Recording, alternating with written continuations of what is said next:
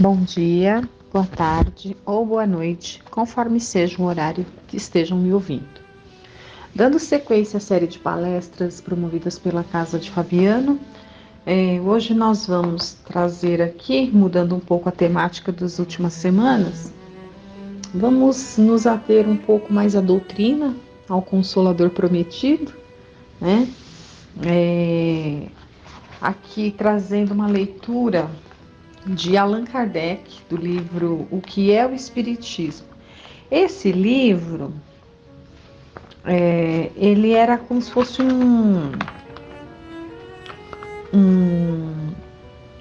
um resumo do Livro dos Espíritos, né? Então, ele é formado por 3 capítulos, né? Sendo que o primeiro é em forma de diálogos, né? Eu já faz um tempo eu trouxe aqui então tem o diálogo com o crítico, tem o diálogo com o cético, né? São aqueles assim os opositores da doutrina. E aí Kardec ele tem toda uma didática de rebater essas críticas aos argumentos de todos aqueles que se colocavam ali contra a doutrina que estava nascendo, né? O segundo capítulo, ele é como se fosse um resumo mesmo, né, do livro dos Espíritos, que é uma ciência que foi ali experimentada. Ele tenta fazer um resumo bem sucinto, né? E dentro disso, eu vou ler aqui para gente alguma coisa a respeito dos estudos e das conclusões que ele chega através do ensino dos espíritos, né, sobre os próprios espíritos, né? Porque a gente sabe que lá no início ele é um homem de ciências, quase que um materialista, né? Era um materialista, porque ele era um homem completamente ali voltado para a ciência, super sério dentro do seu trabalho, respeitado. E ele não acredita, quando falavam para ele das mesas que falavam, das mesas girantes, ele não acreditava, como é possível, né? Eu só vou acreditar que uma mesa fala e responde e tudo mais, se ela for provida de cérebro, que é uma coisa que não existe, né? Até o dia que ele resolveu aceitar um convite, né? Porque falaram para ele, olha, as reuniões são sérias, né? Tem as frívolas, mas tem reuniões aí que são sérias. E ele foi convidado e ele mesmo pôde constatar, chegou àquela conclusão brilhante, que foi o ponto de partida, né?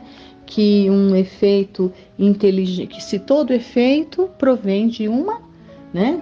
Todo efeito vem de uma causa anterior. Um efeito inteligente só pode provir de uma causa inteligente. E a partir daí ele começa a se debruçar nos seus estudos, né? Então, assim, ele era um professor por natureza. Allan Kardec era um professor nato, sabia ensinar. E a gente percebe isso como lendo, né? Quando a gente pega os livros da doutrina e começa a ler, de fácil compreensão. O próprio método, como ele desenvolveu ali o livro dos Espíritos, sob a forma de perguntas e respostas, é de fácil compreensão, né? E a forma como ele organizou essas perguntas e respostas, ele garantiu dessa forma, ele garantiu que tudo que estava escrito ali em termos de conteúdo vinha dos espíritos, porque eram as respostas transcritas da forma como os espíritos respondiam, né? Sendo que somente as perguntas cabiam a ele. Mas o teor estava onde? Nas respostas. Então não se podia atribuir que era coisa da cabeça dele, que ele que estava inventando, né? Não tinha como. E todo o método mesmo que ele utilizou para fazer esse seu experimento, né? Porque é uma ciência experimental no espiritismo. Só que aqui, neste livrinho, O que é o Espiritismo, aqui ele está como um professor mesmo que está explicando para essas pessoas que não entendem, né?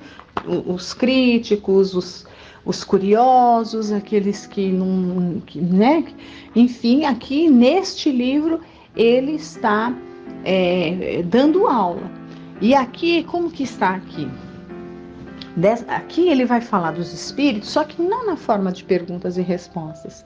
E como que age um professor, né? Qualquer professor. Primeiro os professores se preparam, não é assim? As pessoas, antes de ensiná-las, precisam aprender e dominar aquele conhecimento. Quando elas aprendem e dominam, aí elas estão aptas, estão capacitadas a ensinar. É assim que funciona com os professores. Os professores primeiro aprendem, dominam aquela matéria, aquele tema que eles se propõem a ensinar, e uma vez que eles dominam, com a maior segurança e tranquilidade, eles vão lá e ensinam seus alunos, não é assim? Então, este livro que nós vamos fazer a leitura, ele é basicamente isso. Então, das respostas obtidas, das respostas que Kardec obteve dos espíritos superiores, ele aprendeu tudo, ele assimilou tudo, ele dominou a matéria. E de uma forma resumida, com as palavras dele, ele coloca nesse livro. Então nós vamos, nessa leitura de hoje, pegar os conceitos que tem lá no livro dos Espíritos. A gente tem um capítulo inteirinho ali falando dos Espíritos, né? Só que lá na forma de perguntas e respostas, sendo que as respostas que formam o teor, o corpo, é formulada nas palavras dos Espíritos, e aqui é a mesma coisa, assim, né? O ensinamento é o mesmo, falar dos Espíritos, só que com as palavras de Allan Kardec, né? Um resumo que ele faz com as próprias palavras dele, ensinando para aquelas leigos ali, para que eles sejam críticos, sejam detratores, sejam curiosos, sejam aqueles que estavam com boa vontade querendo conhecer, enfim, né? Para essas pessoas ele ensina um pouco, mas com as palavras dele. Então hoje a gente vai fazer essa leitura, né, sob esse ponto de vista, com as palavras de Allan Kardec. Ele vai falar dos espíritos. Então aqui, ó, aqui é tudo que ele aprendeu, tudo aquilo que ele aprendeu e dominou, né? Dominou a matéria, digamos assim, com os espíritos superiores, e aí ele vem e explana aqui pra gente, olha.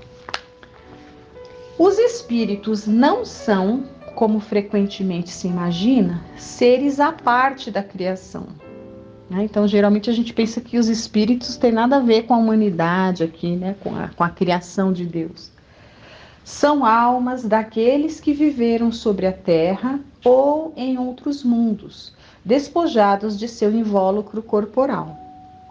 Quem admitir a existência da alma sobrevivendo ao corpo, admite por isso mesmo a existência dos espíritos. Negar os espíritos seria negar a alma. Então, né, aqui a gente já decorre que não tem como negar um espírito. Porque se a gente tivesse que negar o espírito, estaríamos negando a nós mesmos. Nós não estamos aqui vivos, o que nos anima? Né? Nós sabemos que o que se chama de alma é o espírito encarnado. Então, se nós estamos vivos aqui, animados, né, na vida, no corpo material, é porque tem um espírito que está habitando aqui o nosso corpo. Então, duvidar da existência dos espíritos seria duvidar da nossa própria existência, porque uma vez que a gente desencarnar, nós vamos abandonar o corpo físico, mas o espírito vai continuar em liberdade, né? Aí outro apontamento dele, de Kardec, né? Geralmente faz-se uma ideia muito falsa do estado dos espíritos. Eles não são, como alguns o creem, seres vagos e indefinidos, nem chamas como os fogos fátuos, nem fantasmas, como nos contos de almas do outro mundo. São seres semelhantes a nós, tendo um corpo como o nosso, mas fluídico e invisível em seu estado normal. Então ele está aqui tirando a fantasia, que até hoje a gente percebe, né?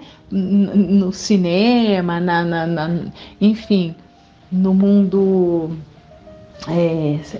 enfim, cinematográfico, no mundo das ideias, aí o pessoal, né, tem ideias assim muito vagas e muito supersticiosas, né, da existência do espírito, e ele tá falando, não, isso não tem nada a ver, esse maravilhoso todo não é isso, né? São ideias falsas, né? São seres semelhantes a nós, que têm um corpo como o nosso quando estão encarnados, e quando estão desencarnados também têm um corpo semelhante ao nosso, só que com uma matéria semimaterial, que é o perispírito, né?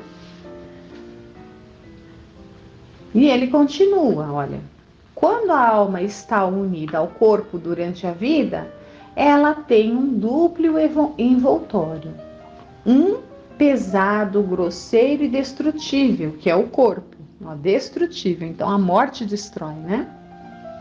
Outro fluídico, leve e indestrutível, chamado perispírito, que embora seja, e isso também Kardec se debruçou e estudou e trouxe o conhecimento para nós, embora o perispírito seja também formado por matéria, porém uma matéria quintessenciada, muito mais sutil, o corpo perispiritual ele é indestrutível, embora seja moldável, né? A gente sabe que tem ali as características do perispírito.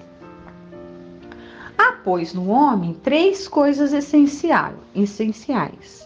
Primeiro, a alma ou espírito, princípio inteligente que abriga o pensamento, a vontade e o senso moral. Segundo, o corpo, envoltório material que coloca o espírito em relação com o mundo exterior. E terceiro, o perispírito, que é um envoltório fluídico, leve e imponderável, servindo de liame e de intermediário entre o espírito e o corpo. Quando o envoltório exterior está gasto e não pode mais funcionar, ele sucumbe e o espírito dele se despoja, como o fruto se despoja de sua casca, a árvore da sua casca, a serpente da sua pele, em uma palavra, como se tira uma veste velha e imprestável. É o que se chama de morte. Então, o nosso corpo físico, biológico, né, matéria biológica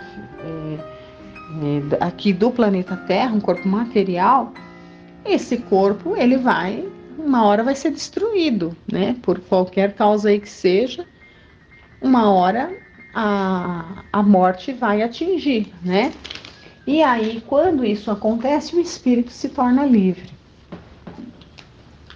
A morte não é senão a destruição do envoltório material.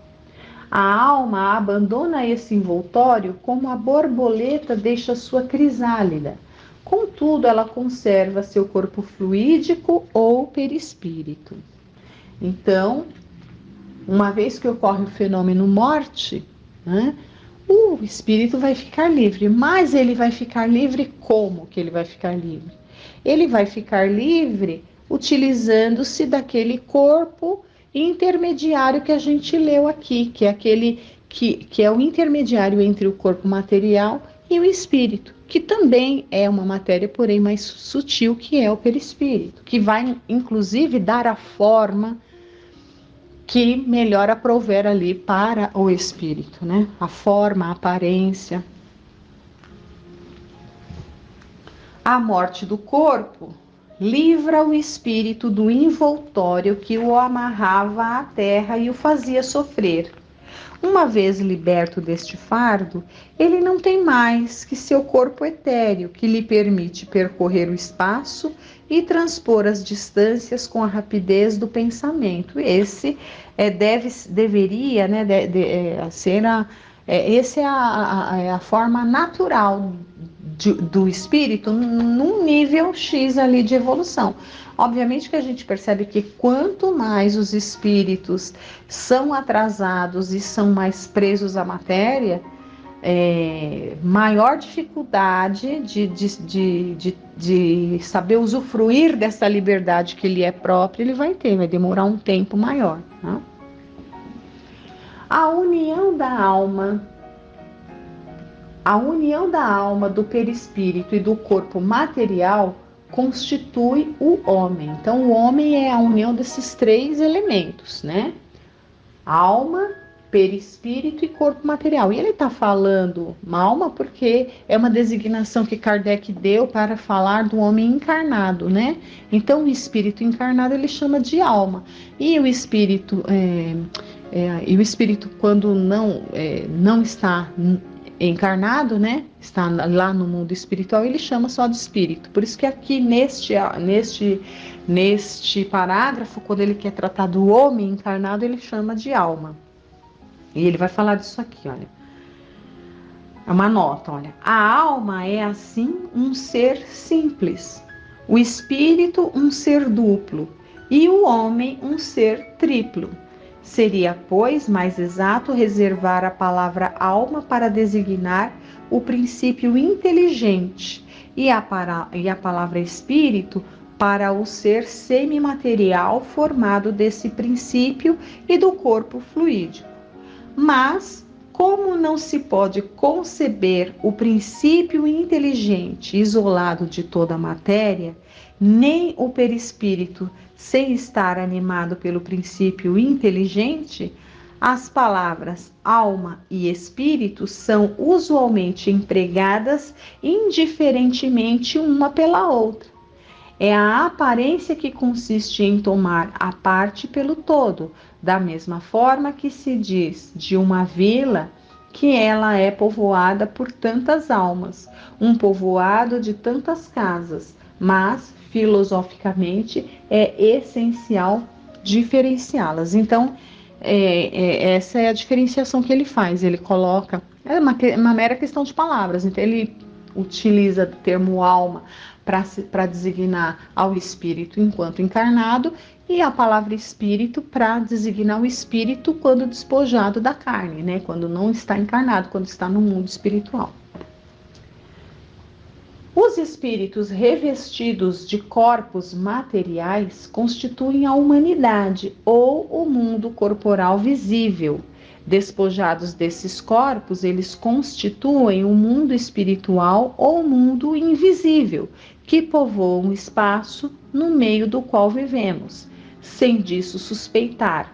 Como vivemos no meio do mundo dos infinitamente pequenos que não supunhamos antes da invenção do microscópio. Genial essa colocação do Kardec. Porque nem tudo que a gente vê é somente o que existe. Então, a gente não enxerga o oxigênio, no entanto, se não existisse, e é o próprio Kardec que dá também esse exemplo, né? No entanto, se não existisse o oxigênio, nós não haveria vida no planeta, né? Então, a gente não, ele aqui está falando, nós não enxergamos o mundo do infinitamente pequenos. Então, por exemplo, a gente vai para um laboratório, pega lá uma lâmina e começa a enxergar ali bactérias, células, as células do nosso corpo, né? Trilhões e trilhões de células que formam o nosso corpo, a gente não consegue enxergá-las individualmente. No entanto, se elas não existíssemos, nós mesmos não existiríamos.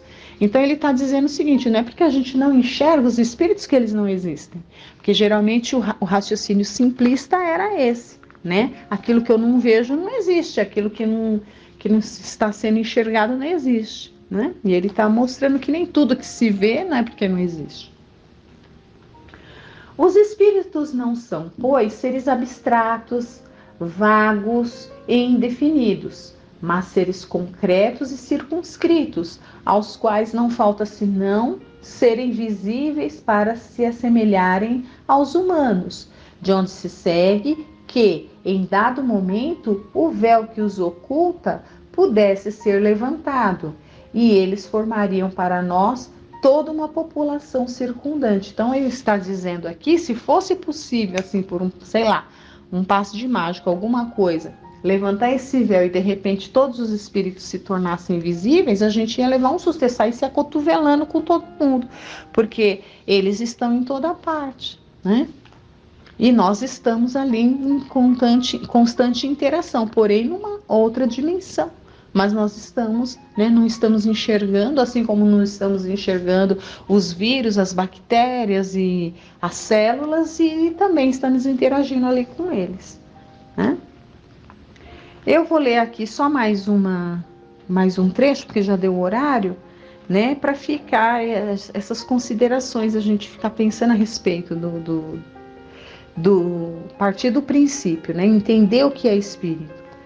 Os espíritos têm todas as percepções que tinham sobre a Terra. Então, quer dizer, que ele está dizendo aqui, depois que desencarna, não deixa de, não para de raciocinar, não esquece, não dá um branco, né? Então, continua tendo as mesmas percepções que tinham na Terra, mas em um mais alto grau, porque suas faculdades não estão mais amortecidas pela matéria, ou seja, mais ainda, aí que vem toda a clareza, né? Vem tudo à tona. Eles têm sensações, é o contrário, só um parênteses aqui. Quando a gente está lá e encarna, tem o véu do esquecimento. E quando a gente desencarna, a tendência, a gente não vai conseguir lembrar tudo de todo o passado, porque isso também nos desequilibraria, conforme a gente sabe que nos desequilibraríamos se lembrássemos do que fomos no passado quando a gente encarna aqui, né? Imagine a gente lembrar, a gente está encarnado com alguém da família, que a gente tivesse a lembrança do que foi feito ali no passado, que um ou outro fez coisas terríveis ali, a gente não conseguiria evoluir, né? Então, realmente tem o véu do esquecimento quando a gente encarna. Quando a gente desencarna, isso daí não é exatamente dessa maneira. O espírito vai readquirindo aos poucos e conforme ele consiga suportar, mas ele vai readquirindo o processo é inverso. Não de uma vez, mas o processo é inverso. A tendência é, quando a gente volta para lá, começar a relembrar das coisas, até para poder traçar novos planos, ver onde acertou, aonde errou, né? Então, via de regra, quando a gente retorna, quando a gente abandona o corpo de carne para voltar para o mundo dos espíritos, a tendência é que a nossa memória comece a se dilatar e a gente tem uma percepção mais ampla das coisas, né? Muito mais ampla. Então, olha.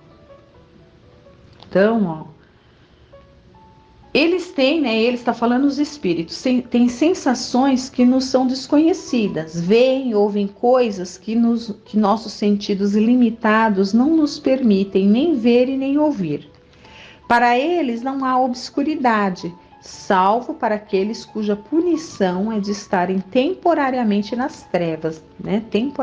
Então, porque a gente sabe que os atrasos são temporários, ninguém vai ficar eternamente sofrendo, ninguém vai ficar eternamente atrasado.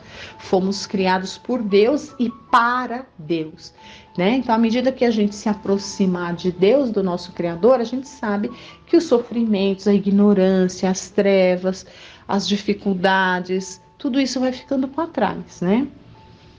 Então, e por isso que somos espíritos eternos, porque muito desse período de trevas pode demorar muito tempo e a gente achar que é uma eternidade, mas não é. Todos os nossos pensamentos repercutem neles, que os leem como em um livro aberto, de sorte que aquilo que podemos ocultar a qualquer outra pessoa, não o podemos, mas desde que ela não podemos mais, desde que ela é espírito, né? Então aqui ele até faz uma referência à questão número 237 do Livro dos Espíritos. E assim a gente termina, porque já deu tempo, com essas reflexões, né? A gente não consegue esconder os nossos pensamentos, eles têm acesso ao nosso pensamento, né? Então, que a gente cuide mais dos nossos pensamentos também, né? E fica aí essas reflexões para que a gente aprenda sobre a nossa essência, né? Somos espíritos, todos nós somos espíritos e, e todos fomos criados por Deus e para Deus, como eu disse. Agradeço a todos, fiquem com Deus, uma boa semana.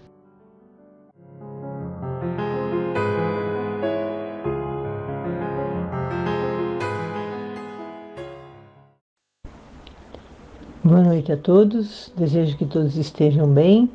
Nós vamos ver hoje, nessa segunda parte de nossas reflexões, um texto do livro Em Torno do Mestre, cujo autor é Vinícius, e o título do texto é Deus, Justiça, Evolução.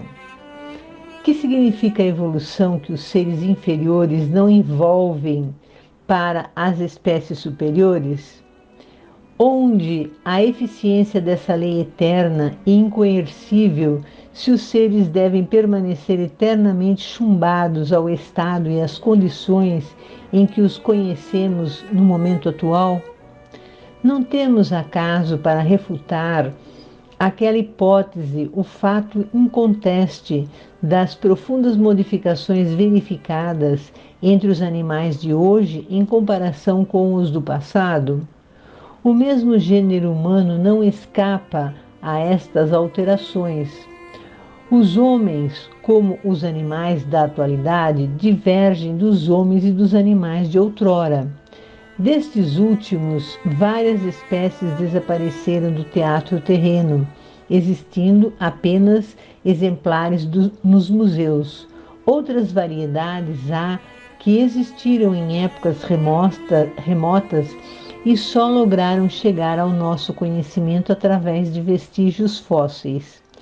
A criação é uma cadeia infinita, cujos elos se entrelaçam num movimento ascensional constante. Não podemos naturalmente ver e palpar esse entrelaçamento gradual e progressivo dos seres, porque o orbe em que habitamos não passa de uma nesga ou fração diminuta do universo. Os elos da infinita cadeia se conjugam no incomensurável cenário da vida universal.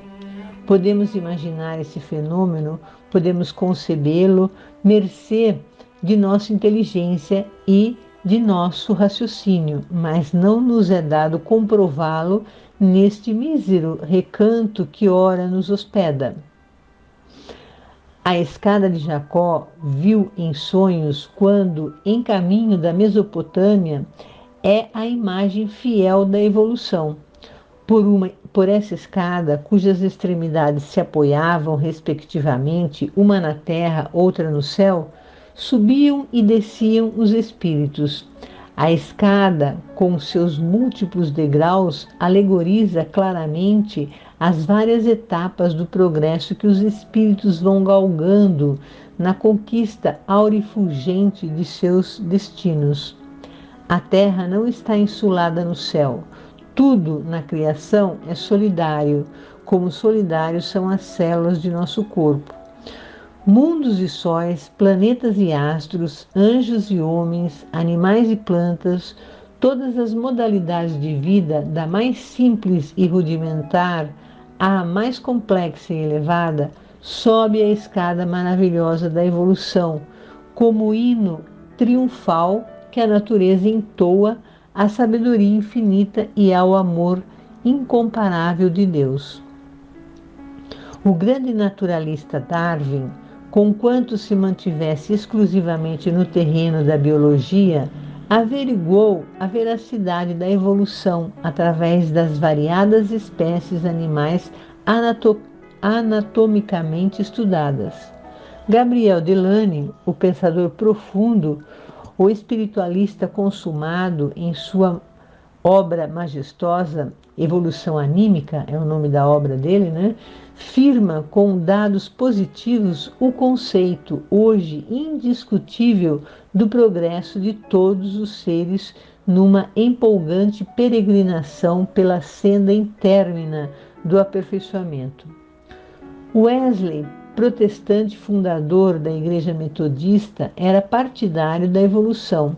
Raciocinando certa vez sobre a sorte dos animais, teve este pensamento próprio de uma alma cristã, de um coração amorável e justo: meu Deus, certamente tens concedido aos animais a faculdade de melhorar.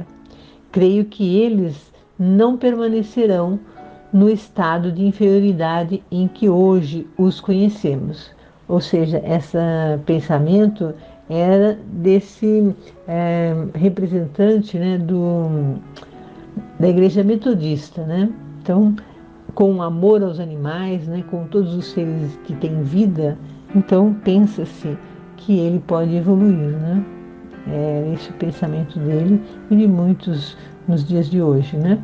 A evolução é um fato que se impõe e que em tudo se verifica. No campo do subjetivo, ela se ostenta também em demonstrações e testemunhos irretorquíveis. A imprensa de Gutenberg evoluiu para as Marinoni.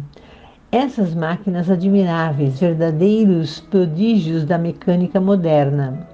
Os barcos de Fulton evolveram a seu turno para essas naus possantes, para os transatlânticos, que são cidades flutuantes unindo os continentes. A ideia de Gutenberg e a de Fulton, para citar apenas dois exemplos, emigraram de cérebro em cérebro, de geração em geração, subindo, ascendendo aos altos parâmetros do aperfeiçoamento. E certamente não se cristalizarão aí. O futuro, em todos os tempos, sempre trouxe em seu bojo surpresas maravilhosas. Então, aqui ele está citando exemplos que das criações, né, da criatividade, criações do homem, né, que foram evoluindo, né? Então, hoje, o que as máquinas, os aparelhos, os instrumentos que existem são muito mais avançados que outros tempos. Então, o próprio pensamento e o próprio conhecimento do ser humano evolui, né, também. Creio na evolução porque creio na justiça porque creio em Deus. Então, Vinícius chama a nossa atenção sobre a evolução dos seres vivos. Se o homem evolui, por que os animais não evoluiriam e as plantas também? Será que elas não evoluem? Hoje, este fato é indiscutível, afinal, há muitas descobertas de seres ancestrais que deram origem aos homens atuais. O mesmo ocorreu com plantas e animais. Então, os estudiosos, em busca pela origem dos seres viventes nos dias de hoje, encontram respostas na natureza, estudando, né, os seres, os restos, né, as marcas, os restos mortais dos seres que viveram no planeta em diferentes épocas. E também são estudadas as marcas, né, como eu já disse, as marcas deixadas por eles em diferentes lugares. Nas buscas pelo conhecimento da vida e sua origem, e também sobre a origem do próprio planeta e sua evolução, é encontrado resquícios de plantas, animais e hominídeos primitivos que hoje não sobrevivem mais, mas, em compensação, temos hoje a espécie humana bem mais evoluída. Há outras plantas e animais resultantes da evolução dos primeiros habitantes desse planeta. Essas conclusões são resultados de estudos, né, de vários cientistas, de estudiosos, biólogos, antropólogos, geneticistas e outros. Vinícius pergunta: que significa a evolução se os seres inferiores não evolvem para as espécies superiores? Então, Vinícius faz essa pergunta alegando que os seres inferiores não teriam motivo para evoluir, já que os outros evoluem, né? Então, é uma pergunta para a nossa reflexão. Será que todos evoluem? Obviamente, sim, né? Todos evoluem. O planeta evolui e continua evoluindo. Os estudos de biólogos, antropólogos e outros deixam claro que as espécies que existem hoje não existiam há milhares de anos atrás. Estas que existem hoje são frutos da evolução das espécies existentes no início da formação do planeta, quando surgiu condições para manter a vida. Plantas, animais e o ser humano são frutos da evolução dos seres que foram, né, se modificando. A evolução é um fenômeno permanente, né? E o homem evolui fisicamente, mentalmente e espiritualmente. No terceiro parágrafo do texto, Vinícius escreve que a cadeia evolutiva não está presente aqui na Terra apenas. Ela tem uma sequência, né, anterior e posterior, não só aqui, mas em todos os planetas, né? Então, a Terra está num estágio evolutivo, mas existem planetas cujos habitantes estão muito mais avançados que os moradores deste planeta, né? Então, a evolução ela está presente em todos os ambientes e graus evolutivos que nós nem podemos imaginar, né? Se a Terra é hoje um planeta de provas e expiações, ela está evoluindo para um planeta de regeneração e continuará evoluindo para outras fases. Sabemos que o planeta Júpiter é mais evoluído que o nosso. Espíritos mais evoluídos podem nascer aqui para exemplificar, dar impulsos evolutivos nesse planeta. Dentre os que aqui vivem, podem estacionar na sua evolução por séculos, e isto pode levá-los a serem transferidos para planetas mais atrasados do que este. São planetas mais semelhantes ao início da Terra, com os humanos ainda bem atrasados e com outras vidas primitivas.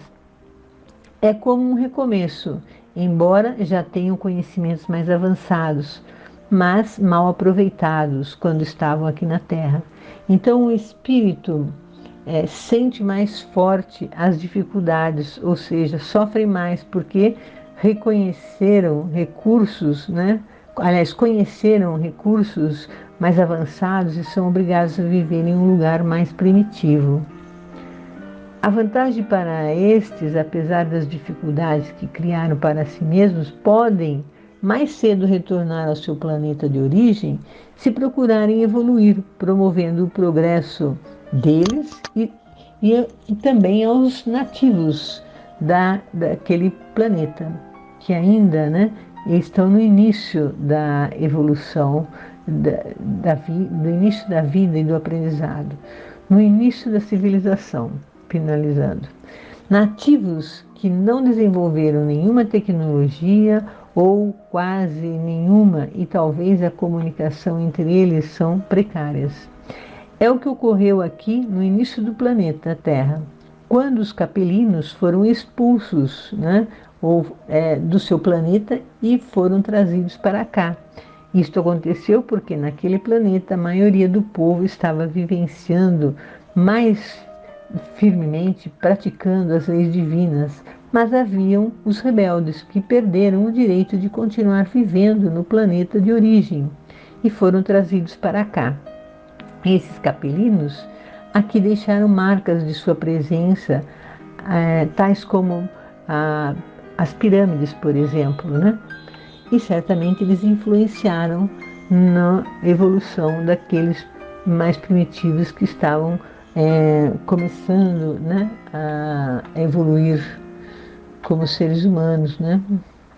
Aqui no nosso planeta Terra estamos numa fase de transição e o mesmo que ocorreu com os capelinos também ocorrerá aqui. Os rebeldes às leis divinas serão levados a um planeta mais primitivo. Se refletirmos sobre os diferentes graus evolutivos dos seres humanos e dos habitantes desse planeta, percebemos uma certa diversidade de comportamentos em termos de reconhecimento da existência do Criador Supremo e a busca para seguir as leis divinas, mas muitos não agem e pensam assim, são mais rebeldes. Então, isso vai acontecer também. Num determinado momento, a Terra está numa fase de transição e estará ocorrendo esse movimento, né? Espíritos que se recusam, né, a se educar moralmente, espiritualmente, eles vão para outro planeta. Então, Vinícius recorda a escada de Jacó, porque aqueles que procuram seguir as leis divinas, elevando-se moralmente e assim cada vez mais se aproximam de Deus, cada vez mais se elevam espiritualmente. Então é como se eles estivessem subindo uma escada para chegar a Deus, né? Mas pode-se descer a escada se recusar a progredir, se recusar a seguir as leis divinas que se resumem em amar ao próximo como a si mesmo, fora da caridade não há salvação. E a caridade depende do amor, pois posso dar uma roupa, uma comida, um dinheiro para alguém em dificuldade, mas sem o gesto bondoso, respeitoso ao outro que sofre, né? Essa caridade deixa algo a desejar, né? Vinícius deu o título ao texto assim: Deus, Justiça e Evolução. Deus é justo e cria a vida para partilhar o bem e permitir a evolução. Deus é justiça, pois não tem privilégios, é justo e cada um cria sua própria condição, apesar de nunca estar sozinho, desamparado. Sempre há espíritos elevados enviados por Deus para nos auxiliar, mas o livre-arbítrio é sempre respeitado. E a evolução é para todos. A escala parece ser infinita e o Cristo é um espírito que tem ligação direta com Deus. Pode ver Deus. E todos têm essa oportunidade, mas é preciso evoluir muito e muito, né? Estamos longe disso. Como a Terra, de uma maneira geral, né? Como a Terra é um planeta de provas e expiações, estamos tão distantes que não dá para conceber essa ideia, né? De estarmos como um Cristo, né? O Cristo é um espírito evoluidíssimo, né? Não dá nem para comparar. Mas, buscando a reforma íntima, a evolução espiritual, estaremos contribuindo com Deus também, pois estaremos aprendendo e ensinando uns aos outros. Sabemos que Deus é único, mas Ele nos criou para evoluirmos e cooperarmos com Ele na criação. Portanto, temos responsabilidades e somos respeitados e amados pelo Criador do Universo. Precisamos refletir o quanto amamos, respeitamos e colaboramos com o nosso Criador.